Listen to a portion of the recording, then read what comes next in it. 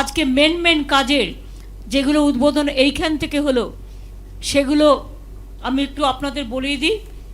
যে সাগর ও আশেপাশেই প্রায় আজকে 61,50,00,000 টাকার বেশি প্রকল্প উদ্বোধন করা হয়েছে। উদ্বোধন হলো সাগর ব্লকে একটি বড় পানীয় জল সরবরাহ প্রকল্প। খরচ পড়েছে 43,20,00,000 টাকা। এই প্রকল্পের মাধ্যমে ঘোড়ামারা, ধবলাট, সুমতিনগর, মৃত্যুঞ্জয়নগর ও কৃষ্ণনগর অঞ্চলের মানুষের কাছে বিশুদ্ধ পানীয় জল সরবরাহ করা হবে। উদ্বোধন হলো পাথর প্রতিমা ব্লকের দিগম্বর গ্রাম পঞ্চায়েতের গঙ্গা সেতুর। খরচ পড়েছে 7,66,00,000 টাকা। মোহনপুর ও দক্ষিণ দুর্গাপুর মৌজার মধ্যে এটা সংযোগ করবে। এর ফলে 50,000 মানুষ প্রত্যন্ত অঞ্চলে যাতায়াতের সুযোগ পাবে। নামখানা ব্লকে সীমাবাঁধে একটি ফুটবোজরে উদ্বোধন করা হয়েছে। এই সেতুটি ভূতপুর পঞ্চায়েতের ফটিকপুর ও গণেশপুর মৌজার সংযুক্তিকরণ সম্ভব হয়েছে। এর ফলে 30,000 মানুষ এটার দ্বারা উপকৃত হবে।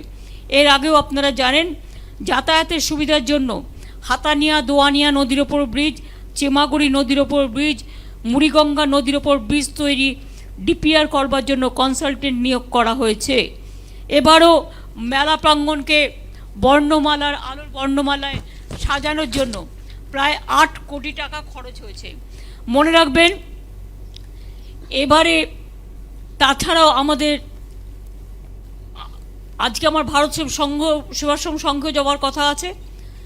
তারা রামকৃষ্ণ মিশন, ভারত সেবাশ্রম সংঘ, গঙ্গাসাগর সমস্ত এনজিওস এবং সমস্ত নানা রকম ধর্মীয় সংগঠন, সামাজিক সংগঠন, সেবামূলক সংগঠন তারা অনেক কাজ করে এবং ছাত্র যুবক যারা এই এলাকার দোকানদার থেকে শুরু করে পুলিশ প্রশাসন থেকে শুরু করে, আমি অলরেডি মন্ত্রীদের দায়িত্ব ভাগ করে দিয়েছি। গঙ্গাসাগর মেলা নিয়ে মিটিং আমাদের হয়ে গেছে এবং প্রত্যেকে এখানে 4-5 দিন থাকে।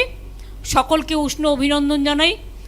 আর আমি বলি যে ভারত সেবাশ্রম সংঘ আজকে, আচ্ছা ভারত সেবাশ্রম সংঘেরটা পরে বলবো, মেলায় তীর্থকর মুকুব হয়েছে 9 থেকে 15 পর্যন্ত। একেবারে সবাইকে 5 লক্ষ টাকা করে ইন্স্যুরেন্স কভারেজ দেওয়া হয়েছে।